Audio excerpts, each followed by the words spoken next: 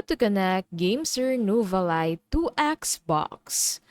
So there are different ways to connect your GameSir Nova Lite to your Xbox. And here are a few ways for you to do it. So what you can do first is on the Switch main menu, go to controllers and then select change grip or order. Press and hold this button until the home indicator light flashes rapidly in red.